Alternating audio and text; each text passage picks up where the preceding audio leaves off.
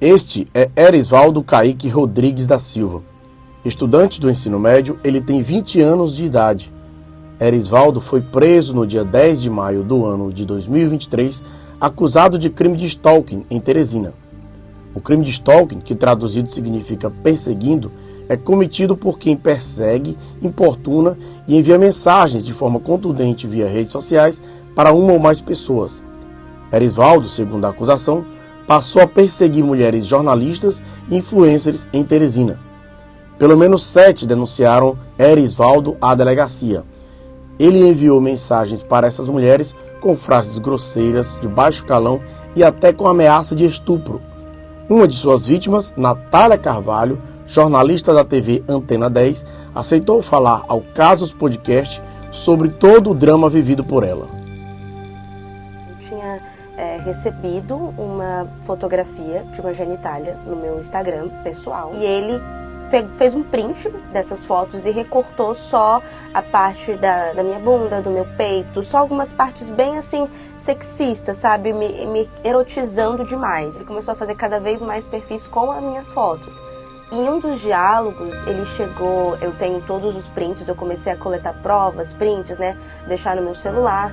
Em um desses diálogos, ele me ameaçou de estupro, tirou um print do meu perfil e falou assim, olha, eu vou colocar tudo isso nela. E mandou, e falou, isso é um aviso, mandou pra pessoa, e a pessoa me mandou, eu fiquei assustada. E aí, um dos dias, eu já tava assim, de saco cheio mesmo, e aí eu resolvi responder. E aí eu disse pra ele que eu ia na delegacia denunciar ele, na verdade eu disse que eu já tinha denunciado ele, e que em breve eu ia colocar a cara dele em todos os jornais. Este é o Casos Podcast, que neste 6º episódio traz um caso de stalking que assustou muitas mulheres em Teresina.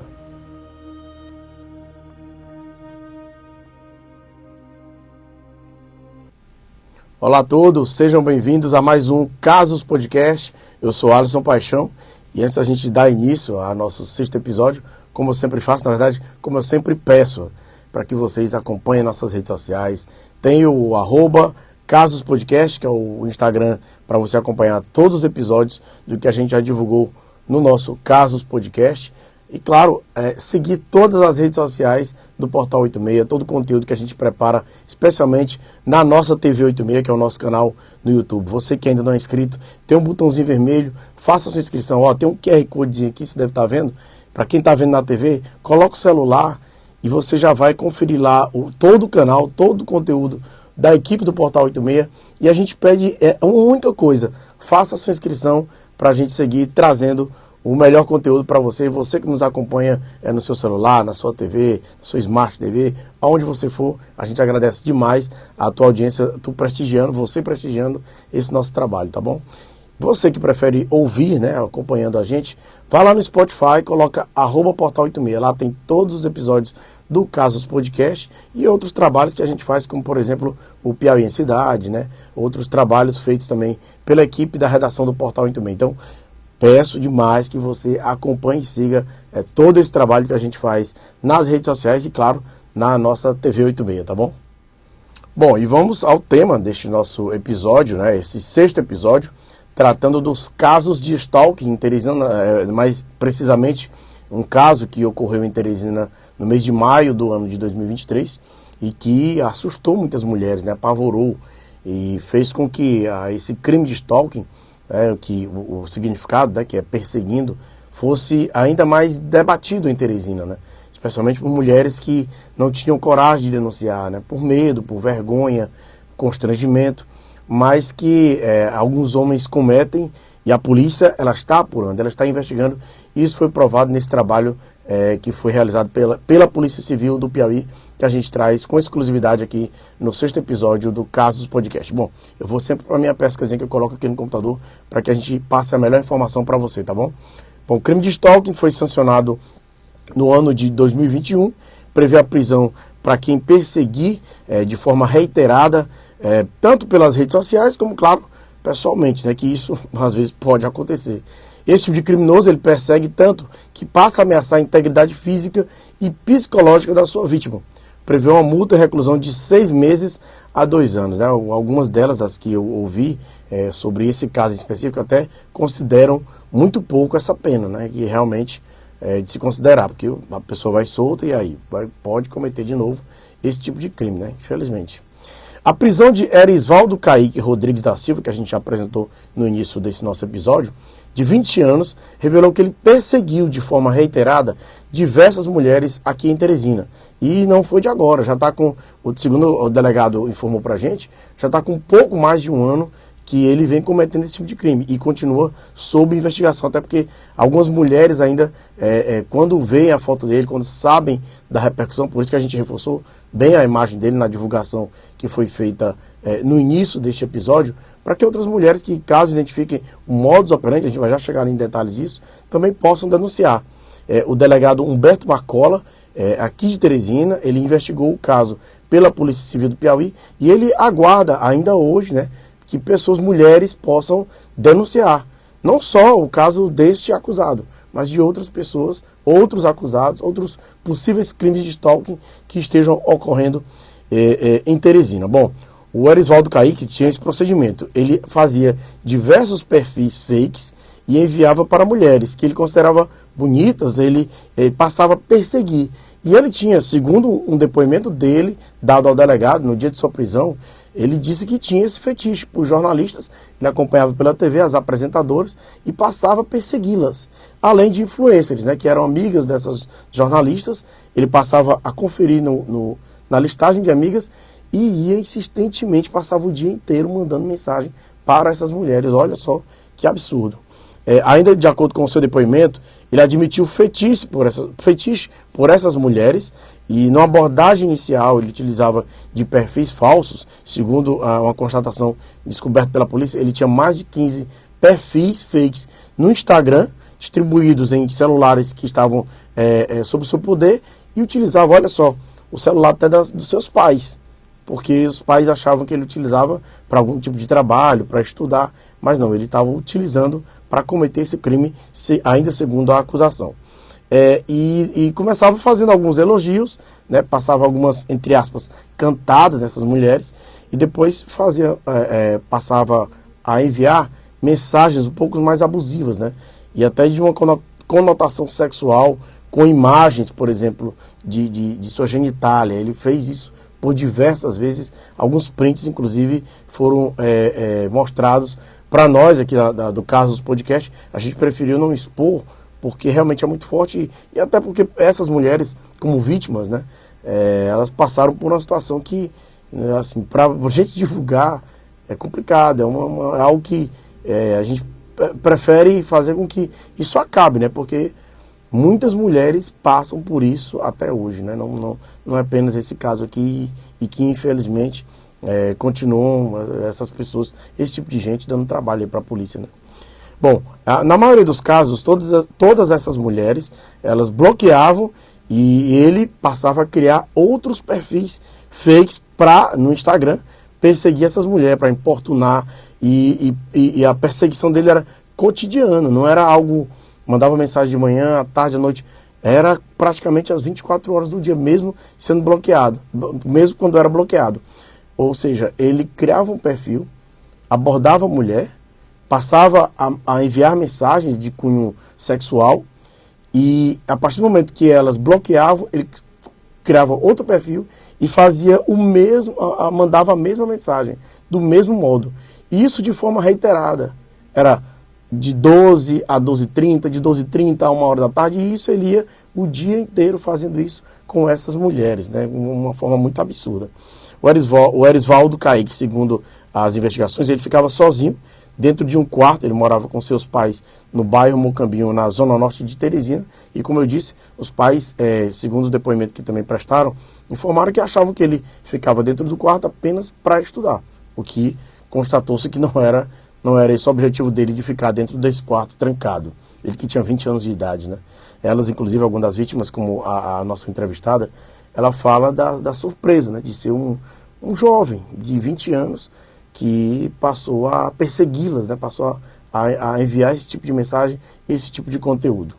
Pois bem, segundo ainda a investigação, ele passava o dia inteiro importunando essas mulheres com mensagens, envio de imagens de cunho sexual, vídeos pornográficos, inclusive ele cortava, editava e mandava esses vídeos dizendo que queria fazer aquele tipo de coisa com elas. Era uma maneira bem grosseira mesmo. E aí, algo, né, que inclusive algumas delas mostraram, ele mandava foto da sua genitália, né, do pênis dele ereto, dizia que era dele, né, e falava, colocando aspas, que ia enfiar quando encontrasse. Isso numa clara mensagem de estupro, né? E aí foi a partir daí que elas, a maioria delas, dessas 7 que a gente teve acesso a esse contato, pelo menos 3 tinham esse medo. Inclusive a nossa entrevistada vai falar sobre esse assunto, né? Algumas delas tiveram que mudar os seus perfis, tiveram que fechar suas contas, o que tipifica, né, o que causa o crime de stalking, né? E uma das que passou por isso, né, a jornalista Natália Carvalho, ela foi vítima de Erisvaldo e ela foi praticamente uma peça-chave, já que ela fez muitos prints e ela, numa ousadia, numa profecia muito bem feita, na verdade, ela disse para ele, olha, você continuar me mandando essas mensagens, você vai preso e eu, como jornalista, vou estampar a sua foto e seu rosto em vários jornais da cidade. Isso aconteceu, como você já viu aí a imagem de Erisvaldo preso, né, por esse crime de stalking, né? E aí ela falou pra gente, né, falou com a nossa equipe aqui do Casos Podcast, topou falar gentilmente sobre esse assunto, e a gente inicia agora explicando um pouco do que trouxe a Natália nessa entrevista, relatando, né, essa forma, essa maneira como agia esse criminoso, o Erisvaldo, acusado de crime de stalking. Então, vamos acompanhar algumas falas dela. Bom, nesse primeiro momento, a Natália fala sobre como chegou até a polícia, né? Ela estava, inclusive, fazendo uma outra matéria, e quando ela teve a coragem de denunciar, e descobriu que não só ela, mas outras meninas, outras mulheres, também eram vítimas deste mesmo acusado do crime de stalking. E aí, nesse momento, ela vai falar também, e algo que é importante dar mais atenção, ela trata sobre ameaças de estupro que estava sofrendo. E que outras pessoas recebiam para que enviassem para ela. Olha só, vamos acompanhar o que falou a Natália. Como é que isso tudo começou, né? Uma perseguição doentia, como é que você lidou com isso, inclusive profissionalmente, pessoalmente e psicologicamente? É verdade. Primeiramente, né, agradecer o convite. Eu acho que é importante a gente falar desse assunto, né? Algo tão rotineiro na vida da mulher, mas que acaba passando despercebido justamente por essa sensação de impunidade, né? E foi uma coisa que também passou pela minha cabeça por um momento, até que eu tomei conta de que tinham outras vítimas. Comigo, diferente das outras meninas que já tinham começado há algum tempo, comigo começou logo depois ali do carnaval, já no finalzinho de fevereiro, começando ali março. Uhum. Foi, na verdade... Deste ano de 2023. Deste ano, Na verdade, foi de uma forma indireta. Eu tinha recebido uma fotografia de uma genitália no meu Instagram pessoal, sem ninguém dizer nada. Eu só recebi uma foto. E como é tão rotineiro que a mulher receber esses assédios pela internet, a minha reação que eu tive foi ver e bloquear. É só mais um. Já tinha me acontecido isso outras vezes, já tinha me ocorrido. Assim como a mim e outras amigas, né? É uma coisa que acontece rotineiramente. Então, no meu primeiro momento ali, o que eu tive, eu olhei. Claro que eu fiquei, assim, chateada, mas como é tão normal, só bloqueei, deixei pra lá, continuei o que eu tava fazendo. E aí, passou mais uma semana, eu me deparei com alguns perfis fakes meus na internet, né? Só que eu ainda não tinha associado com esse evento. Uma pessoa tinha criado um perfil exatamente com a mesma descrição do meu, a mesma biografia, o usuário bem parecido, a mesma foto, estava fazendo as mesmas postagens e começou a seguir pessoas do meu Instagram, meninas, né? O público-alvo dele eram mulheres. E aí, quando eu vi esse perfil que ele tinha criado, também já tinha me acontecido outras vezes, eu olhei, tive o trabalho de só tirar um print, comunicar, pessoal, não sou eu e tudo, né? Peço que bloqueiem, tudo. Pensei que ia ficar por isso mesmo. Bloqueei esse perfil, pedi para as pessoas também bloquearem. Pouco tempo depois, foi ficando um pouco mais grave a situação, porque ele, no meu perfil, que é pessoal e também profissional, assim como qualquer outra pessoa, também tinha fotos minhas de biquínis nesse perfil. E ele fez um print dessas fotos e recortou só a parte da minha bunda, do meu peito, só algumas partes bem assim sexistas, sabe? Me erotizando demais. E no que ele fez isso, ele me mandou esses prints das minhas fotos, exatamente de onde ele queria, e retornou de um outro perfil com a foto de outra pessoa, de uma outra influencer aqui de Teresina, mandou a minha foto e a foto da genitália dele. E aí nisso eu comecei a achar uma situação preocupante, né? Eu olhei e falei assim, nossa, então acho que deve ter alguma relação. E aí nisso continuei bloqueando. Acho que a primeiro momento que a gente tem é um certo receio de interagir com essas pessoas, com medo da proporção que isso pode tomar. Então, novamente bloqueei e continuei bloqueando. Só que os perfis continuaram a ficar cada vez mais frequentes. Quando ele parou de fazer perfis dessa menina, ele começou a fazer cada vez mais perfis com as minhas fotos. E o ponto alto, quando eu comecei realmente a ficar preocupada, foi quando ele começou a entrar em contato com as minhas seguidoras, se passando por mim e fazendo o mesmo com elas. Em um dos diálogos, ele chegou, eu tenho todos os prints, eu comecei a coletar provas, prints, né, deixar no meu celular. Em um desses diálogos, ele me ameaçou de estupro para uma dessas pessoas. Ele tirou um print do meu perfil e falou assim, olha, eu vou colocar tudo isso nela. E mandou, e falou, isso é um aviso, mandou pra pessoa, e a pessoa me mandou, eu fiquei assustada. Só que também bloqueei e não tive diálogo. Não, assim, achei que não ia dar em nada eu levar pra lá, ia ser muito burocrático, eu me deslocar da delegacia, era longe da minha casa, deixei pra lá. E aí eu acabei, embora eu tinha consciência de que estava tomando uma proporção muito grande, fiquei com certo receio de ser alguém próximo de mim, né, alguém que me conhecia, de estar me vigiando de alguma forma, porque ele colocava no perfil dele, TV Antena 10, alguma coisa assim. Eu falei, não, deve ser alguém de dentro da emissora. Fiquei, não, mas não pode ser. Mas, enfim, vou tentar investigar, porque não tinha nenhuma suspeita. E aí, num belo dia, eu fui fazer uma reportagem sobre crimes virtuais, e fui na delegacia, né? Inclusive com o delegado Humberto. E aí cheguei lá, era uma pauta sobre um crime de vendas de veículos, né? Sobre golpes virtuais. Não tinha nada a ver com essa pauta em específico. Terminei minha entrevista com ele, alguma coisa me deu, eu falei, não, vou perguntar, não custa nada perguntar. Cheguei nele e falei assim, delegado, tá acontecendo uma situação assim e tal, queria saber como é que eu faço pra estar denunciando, ou onde é que eu denuncio, porque eu acho que seria importante, já que eu tô aqui, né? E aí, quando ele ouviu meu relato, ele olhou assim pra mim, ele falou assim, não, você tem que denunciar isso aqui agora, porque a gente tá aqui colhendo provas e tal, e é uma pessoa que a gente já tá investigando. E nesse momento que eu me dou conta que eu não era a única vítima, que tinham mais de 10 mulheres, quiçá muito mais do que isso, vítimas aqui em Teresina, e todas com um relato muito parecido. Todas... Já tinha uma investigação, né? Ele já estava fazendo, então. Sim, já tinha, já estava ali um inquérito em aberto, eles já estavam confeccionando, na verdade, naquele dia, um mandado de prisão dele. E eles precisavam de coletar cada vez mais provas. E meu depoimento seria um depoimento chave, porque eu tinha muito material também disso, né? De conversas. Tu printou tudo, né? Sim, tinha muitos prints dele conversando com outras pessoas. E eu fiz essa denúncia.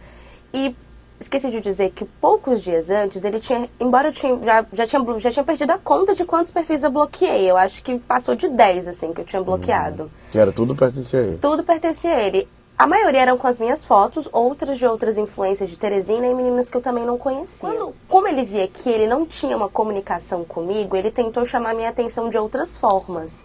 Então ele começou a conversar com amigas minhas, mas também seguidoras bem aleatórias, assim, que ele achava que tinha alguma ligação comigo. Ele entrou no meu perfil e seguiu uma sequência de meninas e se passava, oi, eu sou Natália e tal, assim, oi amiga, como é que você tá? Se passando por mim e tudo. Em determinado momento da conversa, ele começava a fazer umas perguntas muito delicadas, muito descabidas, sobre como era a peça íntima que estava utilizando, de que forma a pessoa estava se portando, se gostava de uma coisa tal em relação de cunho sexual. E nisso abria-se um grande ponto de interrogação na conversa. E era quando elas percebiam que não se tratava de mim, começavam a me mandar todo esse material. E foi a partir daí que ele retornou o contato comigo. E aí, um dos dias, eu já estava assim, de saco cheio mesmo. E aí eu resolvi responder. E aí eu disse pra ele que eu ia na delegacia denunciar ele. Na verdade, eu disse que eu já tinha denunciado ele e que em breve eu ia colocar a cara dele em todos os jornais. Eu fiz uma promessa a ele, porque eu realmente estava assim, num ponto que já estava muito constrangedor, porque eu recebi mais de 10 mensagens de 10 meninas diferentes, me mandando as mesmas fotos. Era a mesma foto da genitália dele, ele mandava minha foto de biquíni e perguntava. Como ele via que ele não tinha uma comunicação comigo, ele tentou chamar minha atenção de outras formas. Então ele começou a conversar com amigas minhas, mas também seguidoras bem aleatórias, assim, que ele achava que tinha alguma ligação comigo. Ele entrou no meu perfil e seguiu uma sequência de meninas e se passava: oi, eu sou Natália e tal. Assim, oi amiga, como é que você tá? Se passando por mim e tudo. Em determinado momento da conversa, ele começava a fazer umas perguntas muito delicadas, muito descabidas, sobre como era a peça íntima que estava utilizando, de que forma a pessoa estava se portando, se gostava de uma coisa tal em relação de cunho sexual. E nisso abria-se um grande ponto de interrogação na conversa. E era quando elas percebiam que não se tratava de mim, começavam a me mandar todo esse material. E foi a partir daí que ele retornou o contato comigo. E aí um dos dias eu já estava assim, de saco cheio mesmo. E aí eu resolvi responder. E aí eu disse pra ele que eu ia na delegacia denunciar ele. Na verdade, eu disse que eu já tinha denunciado ele e que em breve eu ia colocar a cara dele em todos os jornais. Eu fiz uma promessa a ele, porque eu realmente estava assim, num ponto que já estava muito constrangedor, porque eu recebi mais de 10 mensagens de 10 meninas diferentes, me mandando as mesmas fotos. Era a mesma foto da genitália dele, ele mandava minha foto de biquíni. Já tinha um histórico, já tinha um histórico, ele não parava, assim. E o delegado disse que já fazia um tempo, assim, coisa de 1 ano já, que ele já estava nessa de importunar as mulheres, né? E aí assim eu fiz, né? Fiz a denúncia e bloqueei esses perfis e aguardei o momento certo. E aí a gente conversando com o delegado, né, ele falou assim: não se preocupe que você vai cumprir sua promessa. A gente vai revelar quem é essa pessoa. É isso aí que eu ia te perguntar.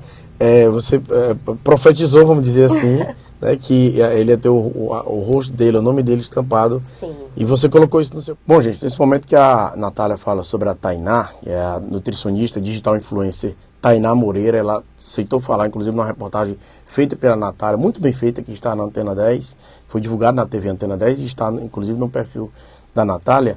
E essa nutricionista falou que foi perseguida pelo acusado do crime de stalking e ficou com tanto medo que ela teve que mudar a rotina de trabalho dela, ela teve que trocar as suas contas, ela teve que mudar o seu perfil e ficou com medo realmente do tanto que ele insistia em mandar essas mensagens, né, para ela, Tainá. Inclusive foi quem iniciou, foi quem primeiro denunciou e quem trouxe à tona essa investigação feita pela polícia, feita pelo delegado, né?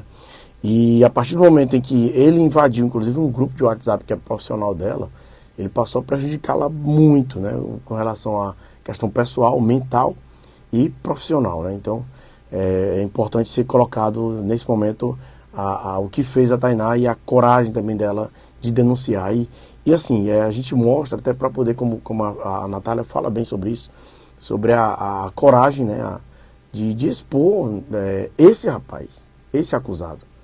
Porque infelizmente para a mulher é muito ruim se expor dessa forma, mas elas de uma forma corajosa fazem para que outros homens não cometam o mesmo crime, né? Então a gente vai seguir ouvindo o que disse a Natália, inclusive quando ela trata a respeito do que o delegado falou para ela, né? De quando ela disse: olha, esse cara, você vai ser preso. E o delegado disse: você vai cumprir a sua promessa, e realmente conseguiu. Vamos acompanhar. Já tinha um histórico, ele não parava, assim, e o delegado disse que já fazia um tempo, assim, coisa de 1 ano já, que ele já estava nessa de importunar as mulheres, né?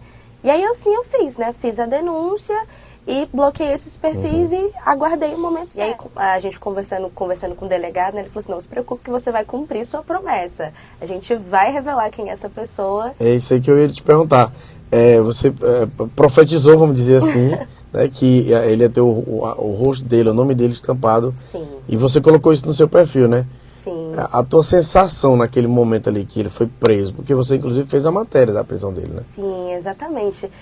Desde o momento que eu prestei o boletim, né, e dei todos esses detalhes, levei esse compilado de provas, eu fiquei acompanhando o caso, eu fiquei mantendo contato com o delegado Humberto, com a delegacia lá, com o pessoal, né, e acompanhando, já estava muito próximo da prisão dele, né, como ele já tinha feito isso com várias meninas, eu não era a primeira a denunciar, o meu compilado de provas foi assim, só a mesma peça que faltava para eles fecharem, né? Aquele mandado, aquele inquérito. E nisso, quando foi, acho que uma semana mais ou menos depois, por volta de 6 horas da manhã, eu recebi um belíssimo bom dia do delegado, informando que eles estavam a caminho da prisão dele. E aí, quando eu vi aquela mensagem, eu acho que o sentimento que se estende a todas nós é de alívio, sabe? Porque todas as meninas que eu entrevistei falaram do medo de ser alguém próximo a elas. A Tainá, por exemplo, ela mudou a rotina dela, ela mudou os horários da academia, mudou os horários que ia trabalhar, mudou porque ela recebia muitas ameaças, muito mais constantes do que comigo, porque no caso dela, ela é nutricionista, ela tinha um link no perfil dela que entrava num grupo de clientes. E ele se infiltrou nesse grupo de clientes e começou a mandar essas fotos no grupo de clientes dela. Então tomou uma proporção muito grande. E ela começou a sentir assim, né? Meu Deus, quem é essa pessoa? É alguém perto de mim? Então, quando eu vi aquela mensagem, eu senti, assim, tanto por mim quanto por elas. Porque é você ter a certeza de, já sabem quem é. E a minha maior curiosidade de todas nós era saber, será que é alguém que eu conheço? E aí eu me dirigi, né, marquei com o delegado, falei assim, não, delegado, como eu não sou do programa policial, né, eu sou do programa de política, essa matéria não era da minha competência, então eu passei para outro programa. Mas, de todo modo, eu queria muito fazer esse material. Então eu trouxe uma outra abordagem, que foi justamente escutando essas vítimas, né, esses depoimentos. E aí eu marquei com ele, né, depois que ele já tinha dado toda essa coletiva de imprensa logo cedo, que foi aquele burburinho, né, o stalker de Teresina, jornalistas, influencers. Fui conversar com ele, queria muito ver o rosto. E aí quando eu vi a pessoa que era, assim, eu fiquei, gente, eu nunca ia imaginar que era daquela forma. Eu imaginava ser alguém, não sei, pela forma como escrevia, eu imaginava ou ser alguém muito pré-adolescente ou alguém muito mais de idade, assim. Porque eram umas coisas assim, bem, sabe, não tinham conectivos, era bem desproporcional. Bom, gente, a Natália se surpreendeu, né? Assim como as demais vítimas. Aliás, acho que quem acompanhou esse caso bem deve ter se surpreendido. Um rapaz de 20 anos, né? Cometer esse tipo de crime, né? Tem a questão do estereótipo, né? Até do preconceito, de se achar que poderia ser alguém mais velho. Enfim, alguém que realmente pudesse cometer esse tipo de crime sem ser descoberto, né? Mas era um rapaz de 20 anos. Bom, o Erisvaldo Kaique, né? Ele não era próximo, pelo menos segundo as investigações, a nenhuma delas, né? E um dos medos que a Natália conta pra gente é a respeito desse medo, né? Que elas tinham. Será que é alguém que trabalha comigo? Será que é alguém da minha família? Será que é algum ex-namorado? Então, vamos acompanhar mais um trecho do que fala a Natália a respeito desse assunto. A gente tem esse estereótipo, né, de achar que é uma pessoa mais velha, de que é um senhor. Poderia até mesmo ser uma mulher, né?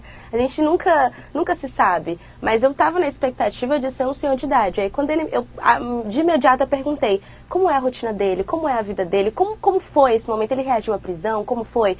E aí ele me falou que era um estudante ainda cursando o ensino médio, no 3º ano, que ficava dentro do quarto o dia inteiro, no computador, no celular.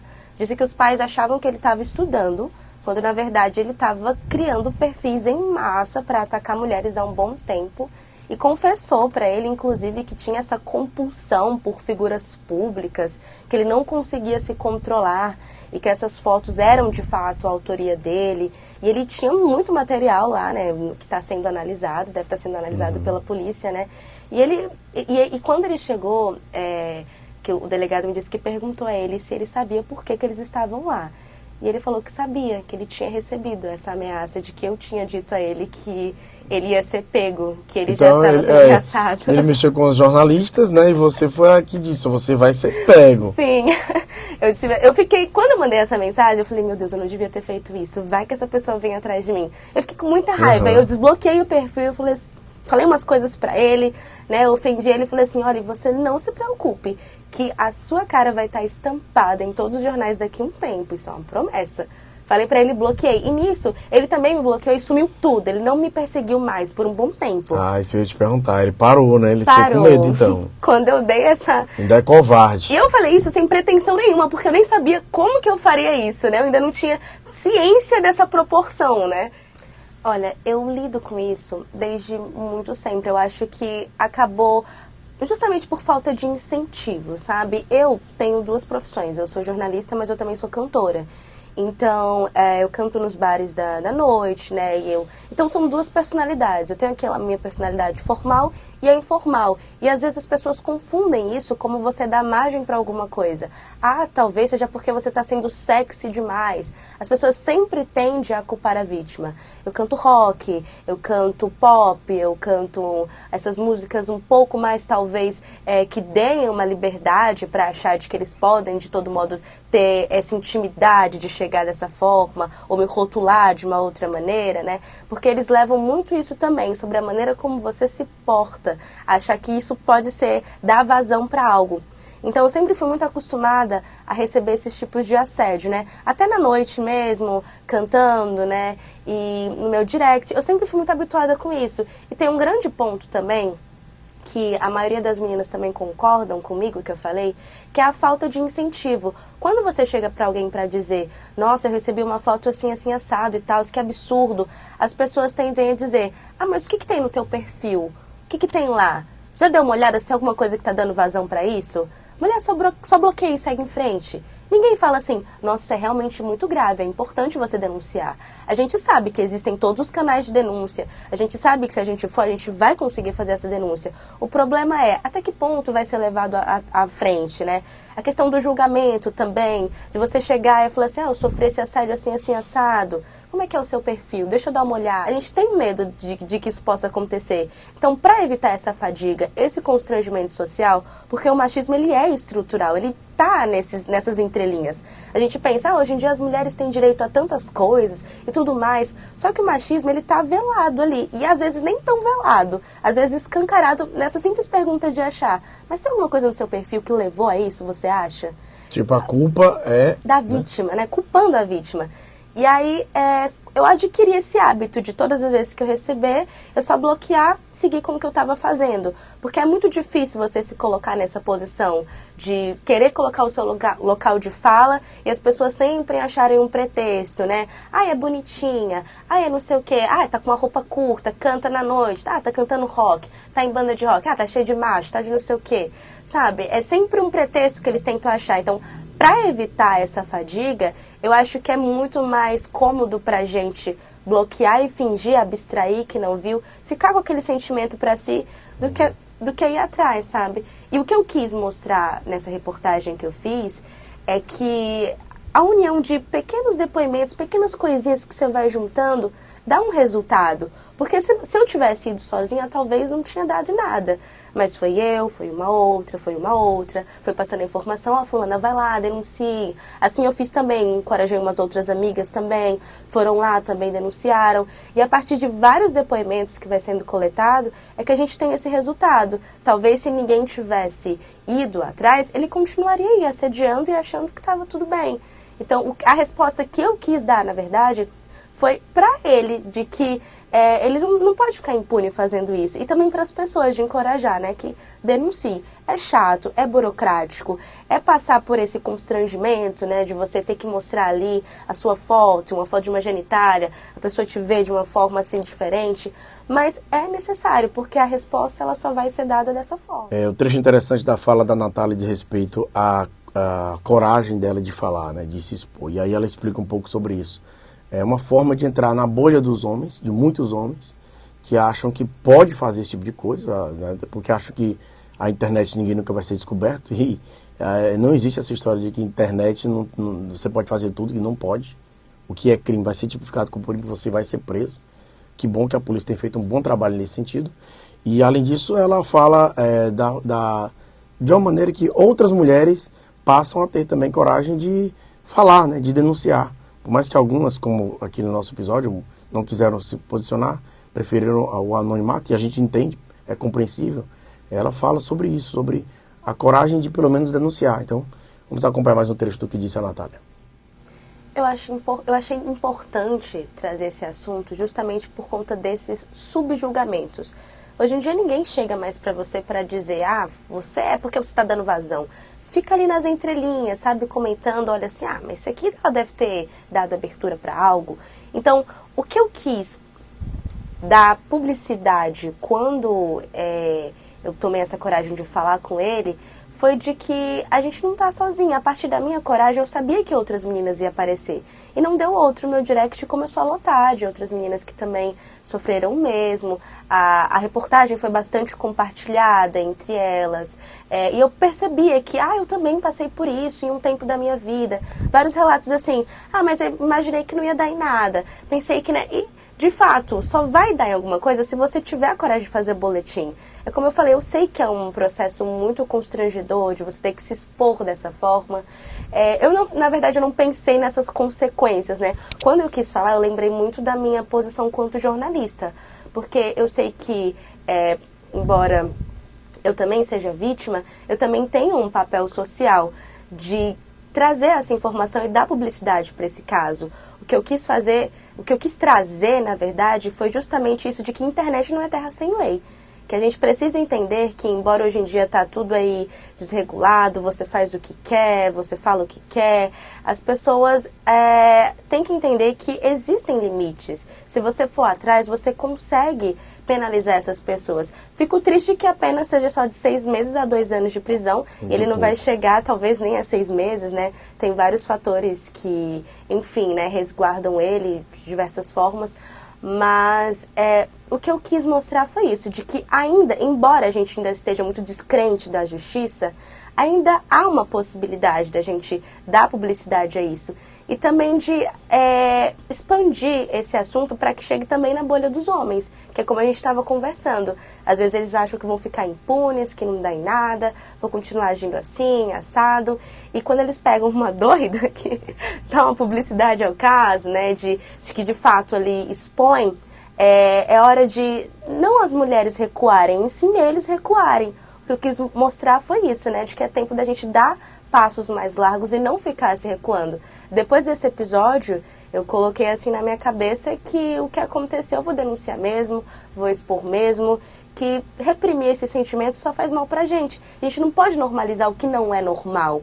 De achar, é tão rotineiro, mas não é normal. O meu maior receio era de ser alguém do meu convívio diário ali, entre as pautas, ou de alguém da minha rua, do meu condomínio, porque parecia ser alguém próximo. Porque era um contato muito frequente e estavam falando com pessoas muito próximas a mim, só que eu acho que ele foi nos meus contatos frequentes ali, né, os seguidores mais que aparecem no topo, e começou a conversar. Eu fiquei, gente, quando estava acontecendo comigo, eu fiquei assustada, mas fiquei na minha. Mas quando começou a tomar uma proporção de que outras pessoas estavam sendo envolvidas do meu círculo, eu fiquei com medo. E eu comecei a pensar, será que eu tenho algum desafeto de alguma forma? E comecei a tentar ligar os fatos. Será que foi alguém que eu rejeitei no passado? Porque a gente sempre tende a achar de que... Porque é muito normal você rejeitar algum homem de alguma forma e ele querer se vingar dessa maneira. Isso já é de tempos que acontece, né? E eu fiquei com esse receio, né? Tava um pouco mais atenta, fiquei um pouco mais reclusa, postando menos coisas nas minhas redes sociais. Bloqueei o meu perfil por um tempo, porque ele era aberto. Eu fechei por um tempo para evitar esses vazamentos de fotos, né? Arquivei todas as minhas fotos de biquíni para poder... Não dá pretexto, né, em nada. Só que, como é diferente das outras meninas, eu tinha esse poder de dar publicidade ao caso e de estar acompanhando esse caso, né, junto às autoridades competentes, diferente delas que não tinham esse aparato, eu acho que para elas foi um pouco mais difícil, né, porque, pensa, ela tem um grupo, a Tainá tem um grupo dos clientes dela invadidos e essas fotos pornográficas e toda aquela comoção e aquela coisa de você nem saber quem não seria. Ela disse que, inclusive, como ela já tinha ansiedade, agravou-se o problema. E ela não conseguia mais sair de casa, ficou com medo, deixou de andar nos lugares, porque a gente não sabe qual é o próximo passo. É ele me encontrar na rua? É ele me levar para algum lugar? ninguém ficar sabendo? Porque a gente vê diariamente isso acontecendo. É estupro, é morte, e só quem perde é a gente. Não tem uma lei eficaz, embora eu faça uma medida protetiva, mas contra quem? Quem é essa pessoa? A gente não sabia até que ponto, né? E aí tava nesse léu, né? Como é que a gente ia resolver isso? Então eu tava, assim, ansiosa de uma maneira ruim, mas eu tinha, de uma certa forma, uma certa segurança. Já as meninas estavam totalmente desoladas. E foi nisso também que eu pensei em englobar a minha matéria, né? De dar esse ponto de desabafo para elas, de apoio, né? Então, quando eu cheguei na Tainá e perguntei se ela queria preservar a identidade dela, não, eu quero falar mesmo, porque eu acho importante a gente colocar a cara e dizer para as meninas falarem também, porque quem tem que ficar com medo são eles e não a gente, né? Agora, o dado momento em que a Natália falou para ele, né? Como ela mandou essa mensagem para ele, ela num momento assim de estar já de saco cheio, de tanta gente informar o que ele estava fazendo, né? Com o nome dela, com a foto dela, sobre ela, e ela mandou a mensagem para ele, ó, você vai ser preso, sua foto vai estar estampada em todos os jornais, nas televisões, e foi o que aconteceu. A prisão dele, inclusive, virou motivo de matéria de repercussão nacional, né? Vamos acompanhar mais uma fala dela. A minha angústia maior que eu tava foi quanto à descredibilização da minha imagem. Quando ele começou a usar o meu perfil, eu não sabia até que ponto, porque uma coisa é ele falar com pessoas conhecidas minhas, que têm a ciência de que não sou eu e que tá ali me mandando material, e ele atingir outras bolhas que não são a minha.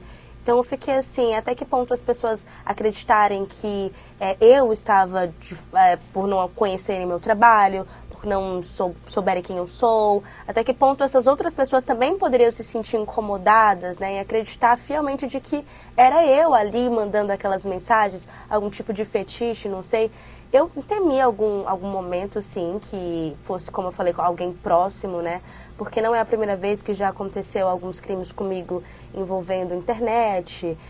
Há outros perfis fakes já tinham sido feitos com meu nome em outros momentos da minha vida. Já recebi algumas ameaças. Porque sempre existem aqueles haters, aquelas pessoas que, de alguma forma, querem te oprimir na internet, né? E hoje em dia... Por conta do teu trabalho como jornalista? Eu acho que não especificamente como meu trabalho, mas por eu ser cantora, eu também estou muito exposta ao público é um artista, na noite. É uma figura pública, né? De todo modo, acaba se tornando, sabe? E eu ainda tenho tentado lidar com isso, né? Como é que a gente consegue essa nuance entre eu sou uma figura pública, mas eu também tenho a minha privacidade. Sim, claro. E essas duas coisas acabam ficando, né? E o meu maior medo, na verdade, era de que essa pessoa conseguisse invadir alguma rede social minha, meu celular, por exemplo, vazar alguma coisa muito pessoal. Eu tive medo disso, né? Até que ponto poderia chegar. Quando eu mandei essa mensagem para ele, que inclusive tá até aqui, a mensagem, primeiro eu ofendi, depois eu... Eu posso ler? Pode ler. Vai se fuder. Eles já sabem quem tu é. Tem vários boletins seus na polícia. Sei que você é de Teresina, acabei de printar esse perfil também. Vai se tratar o doente. Logo, logo eu vou fazer uma reportagem, sua cara vai estar estampada em todos os jornais. Aguarda. Eu vou querer esse print. Mandei pra ele. E aqui, ó, já é uma outra menina que eu não conheço. Deve ter pegado... Esse perfil já caiu, mas era uma tal de Letícia Avelar. Ele fazia muitos perfis, muitos. Então, e era muito rápido. Quando ele era descoberto, aí ele caía esse perfil e colocava outro. Caía e colocava outro. Quando eu mandei essa mensagem, meu maior medo foi: essa pessoa pode ter muita inteligência das redes sociais, de tecnologia, ela vai invadir meu celular, vai pegar alguma coisa e vai me comprometer. E aí foi quando eu fui na delegacia efetivar de fato o boletim. Quando eu mandei essa mensagem foi às cegas, assim. Eu já estava cansada de receber mensagem: Natália, fulano se passando aqui por ti. Olha, mulher, mandou isso, mandou aquilo. Foto tua, foto tal. Aí eu falei: não, já chega, eu vou desbloquear aqui e vou mandar uma mensagem.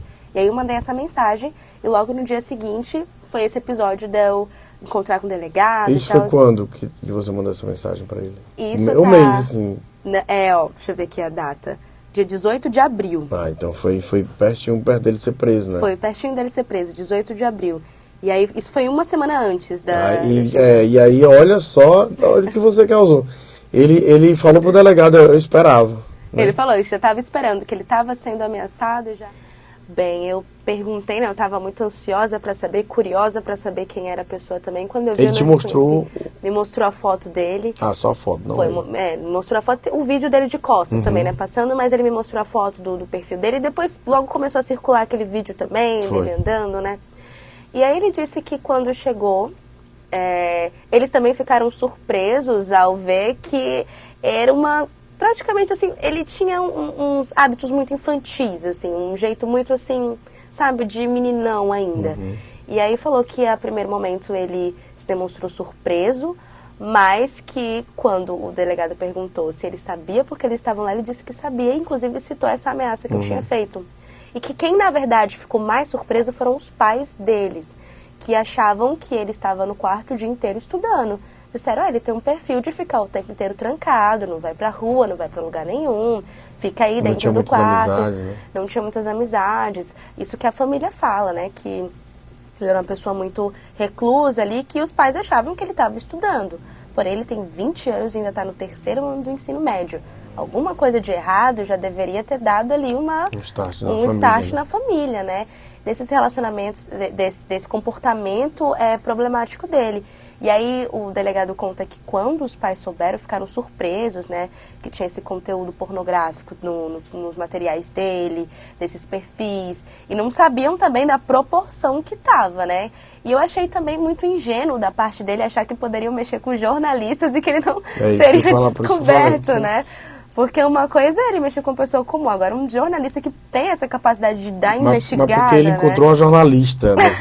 E eu, né, logo eu, recém-formada, que eu tava. Você mostrou essa mensagem pro delegado antes? Não, mostrei. Antes, e aí aí ele falou assim, olha, não se preocupe, você vai cumprir sua promessa. E aí eu me enchi assim, eu falei assim, muito bom, pois vou acompanhar esse caso, vamos acompanhar. E eu tava ali empolgada, né? Foi uma das primeiras vezes que eu tive contato com esse tipo de jornalismo investigativo, digamos assim, e que eu fiquei acompanhando ali, né, passo a passo, acho até por uma questão de honra, sabe? Que eu olhei assim, eu falei, ele tá tentando ferir a minha honra de alguma forma, então eu precisava dar uma resposta para ele. E não só para mim, quanto para a sociedade também, para as outras meninas que também estavam passando por isso. As minhas amigas também estavam já nervosas, porque era toda hora, né? E aí... mas eu acho que isso é interessante demais. Eu vou repetir isso bem, vou reforçar, fazer um corte no podcast, porque é o seguinte, pra tudo, Natália, quando você é impactada, né, contra você, se você deixa passar, isso vale para tudo, até uma estratégia de comunicação, de assessoria. Quando você deixa passar, fica só aquilo que foi dito contra você. Se você vai para cima e responde e diz, tipo, claro, se você tiver um pouco de razão. Sim. Não fica só aquele discurso, aquela narrativa do que foi dito. Tem o seu lado também. É por isso que eu hoje adoto essa estratégia. Se tiver algo comigo, com a empresa, com qualquer pessoa do meu lado, eu vou pra cima. E na maioria das vezes, quando você vai pra cima, o que aconteceu com você, o cara some. Ele parou, né, de mandar as coisas. Sim, parou. Entendeu? Sumiu totalmente. Ele só precisava de alguém que o confrontasse. Exatamente, porque ele fez com outras jornalistas. Como elas não confrontaram, também ficaram com medo. E é compreensível. Totalmente compreensível. Né? Mas você foi pra cima e ele, poxa. Tanto é que isso que ele deve ter falado pro delegado, ele disse, poxa, aquela jornalista falou. Entendeu? Deve ter, na hora, brilhou assim aquela lembrança. E tem um outro detalhe, é que eu vou inclusive perguntar isso pro delegado, mas imagina a decepção pros pais, né? Que não imaginavam, né, de estudante, e que souberam que o filho dele cometeu um crime, que é um crime, e é grave isso, gravíssimo, né? Com certeza. Importante também a gente associar isso, quando eu fui fazer essa reportagem, eu tentei linkar com vários links, né? O que poderia levar uma pessoa... Me despertou essa curiosidade, né? O que poderia levar um jovem de 20 anos no seu quarto a descancaradamente, assim, porque em algumas vezes ele deixou vazar a identidade dele, foi assim que ele foi pego. Ele deixou vazar a identidade dele no momento que ele entrou no grupo da Tainá. Ele acabou entrando com o perfil pessoal dele, aí entrou o nome dele. E aí ele tentou mudar, mas a Tainá já tinha printado. E aí eu tentei entender, né, o que levava um jovem de 20 anos dentro do seu quarto, começar a assediar mulheres, e especificamente num nicho tão restrito, né? O que acontecia ali? E aí eu fui conversar também com um psicólogo para saber, né, qual era a ligação disso. E a gente chegou num dado que, embora seja muito óbvio, a gente não costuma admitir muito, que é o consumo da pornografia. Ele tinha um fetiche ali em figuras públicas, talvez pelo conteúdo que ele consumia, e a gente percebe que nessa pesquisa que eu dei trouxe esse dado na minha reportagem, mostra que o consumo entre pornografia ele é muito maior entre os homens jovens, até 35 anos de idade. Onde tem uma pesquisa feita para o canal Sexy Hot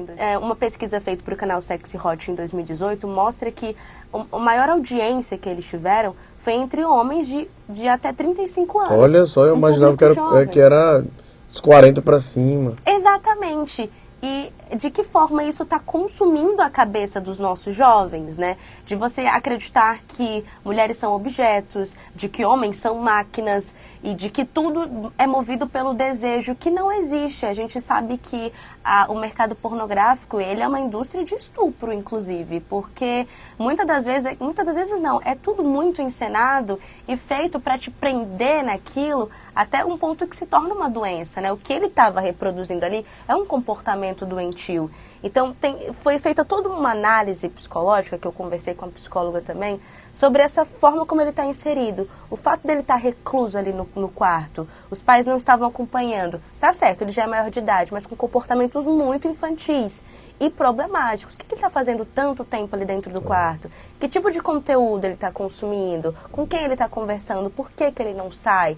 Então, a internet, ela é muito benéfica para a gente de N formas, mas tem também esse grande potencial autodestrutivo e que nesse caso acabou estendendo esses tentáculos até chegar nas vítimas, né, que ele fez. Verdade. Então é toda uma construção. Né? E fica também um recado muito grande nesse nosso podcast, Natália, e para quem está nos acompanhando, que os pais, né? Porque assim, tem muito pai e mãe que pensa que o filho está estudando lá.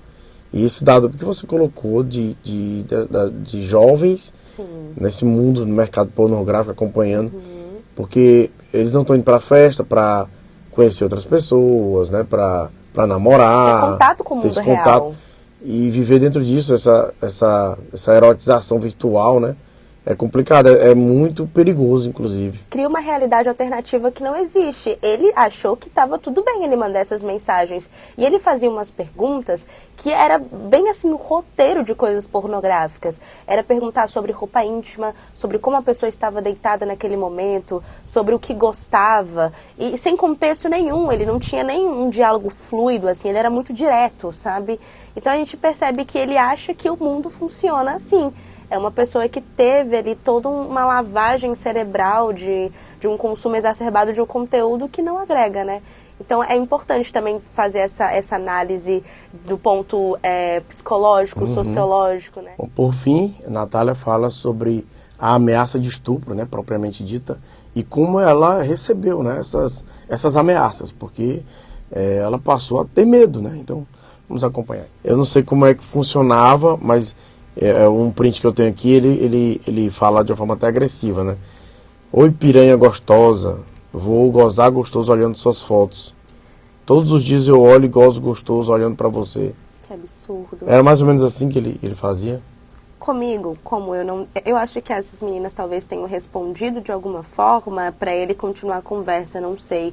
Mas comigo eu não sei o que acontecia comigo, que ele não avançava tanto na conversa.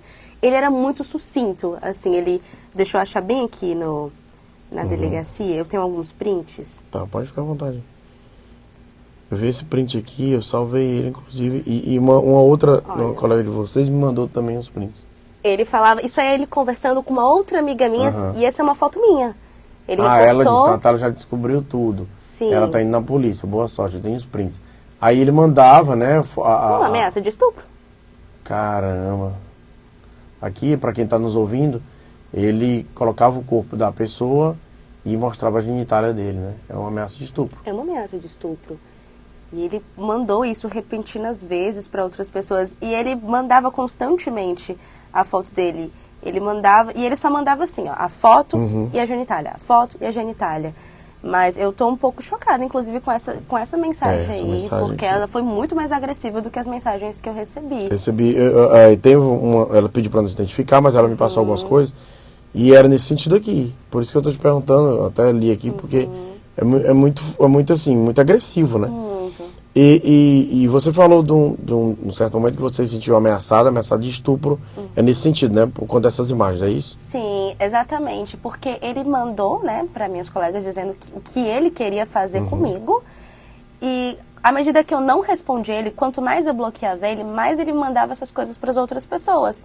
Então eu senti como se fosse um aviso, né? Eu falei, nossa, então aqui já tá ficando uma proporção um pouco mais agressiva. Então foi nesse contexto que eu fui fazer o boletim, porque já não era mais só uma foto, era uma foto com mensagem e uma foto com uma ameaça. E essa ameaça poderia se estender a qualquer momento à ação de fato.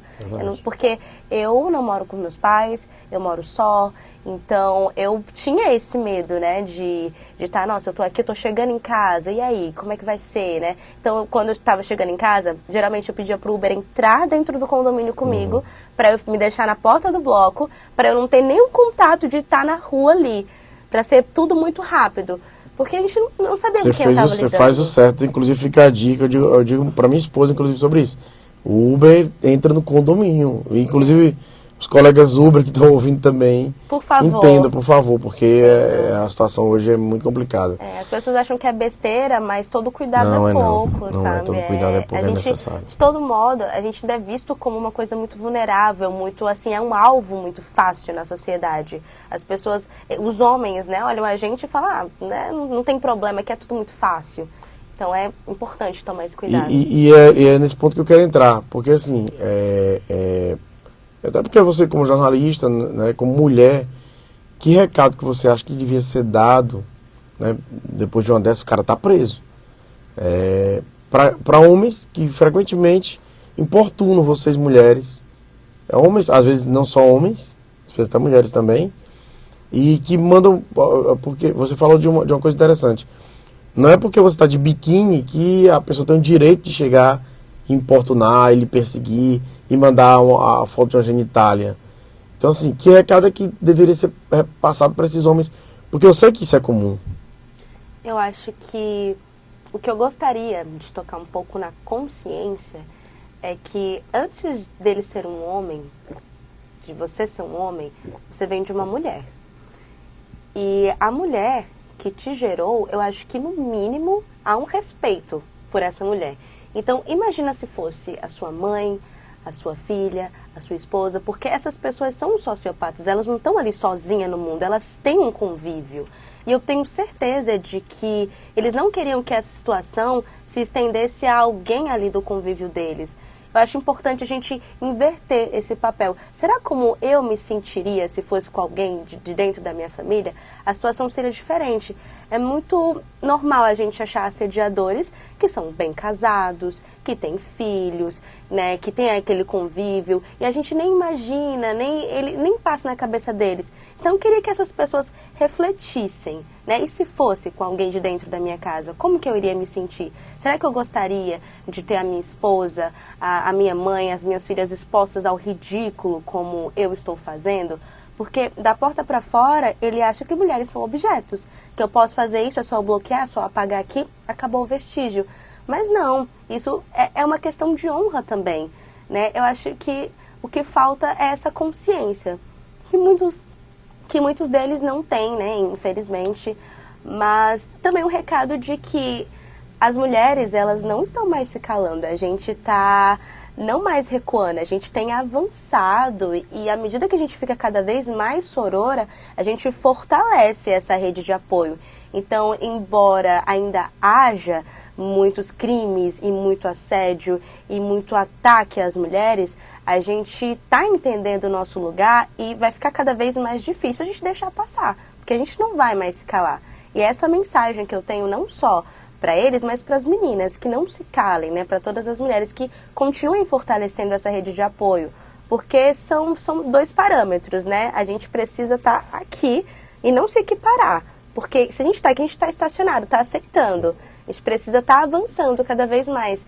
E para isso é contar também com o apoio de muita gente, né? É diferente, eu tive uma rede de apoio, essas meninas também tiveram rede de apoio, tem outras mulheres que não têm.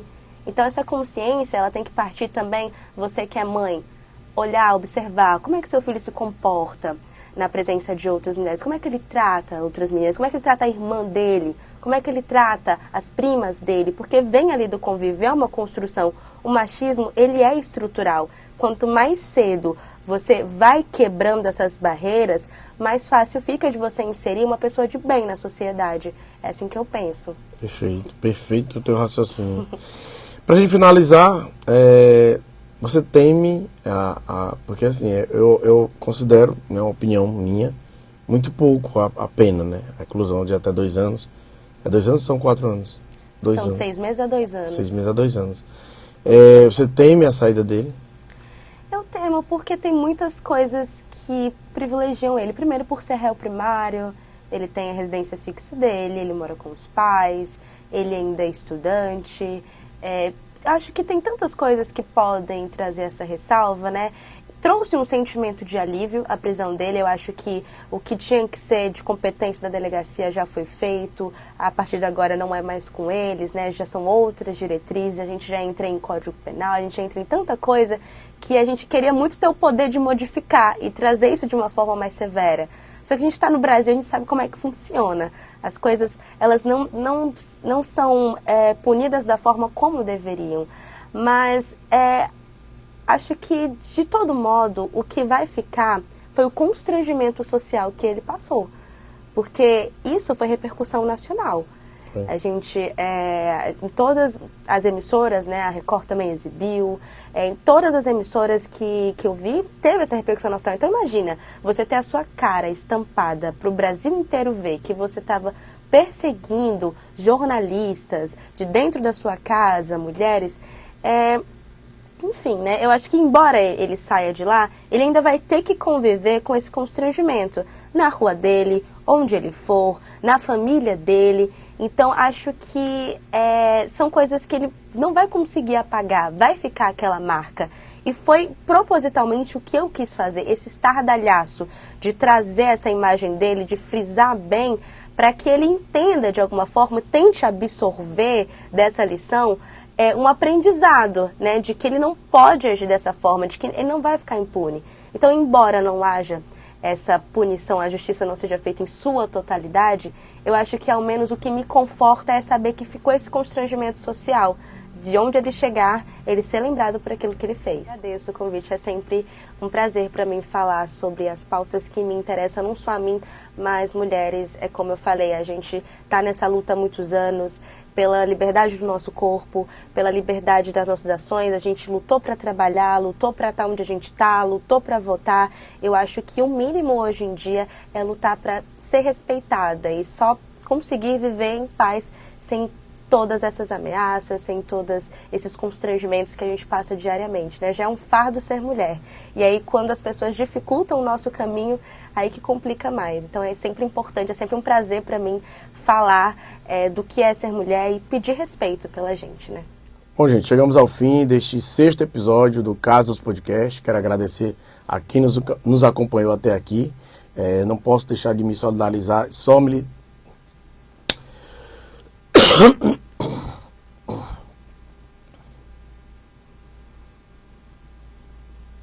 Bom, gente, chegamos ao fim deste 6º episódio do Casos Podcast.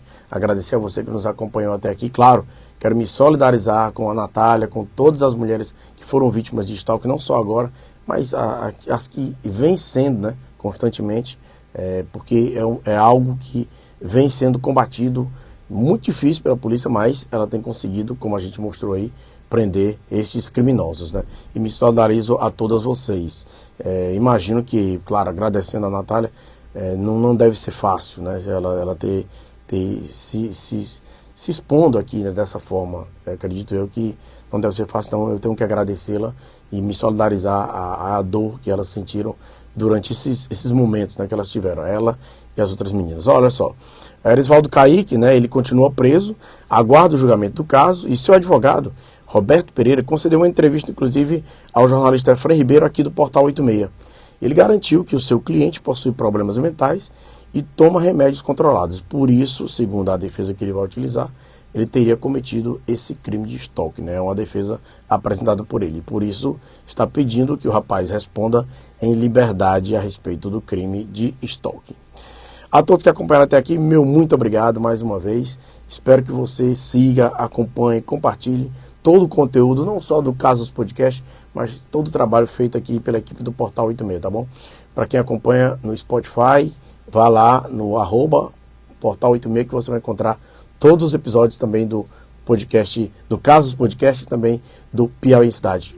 Eu vou até, para você que ficou até aqui, eu vou soltar um spoiler para que você acompanhe o próximo. Não perca. O próximo Casos Podcast vai tratar do caso Janaína, menina que foi, inclusive, estudante, que foi morta durante uma calorada na UFP. Não perca, esse vai estar realmente imperdível, tá bom? Então, te aguardo.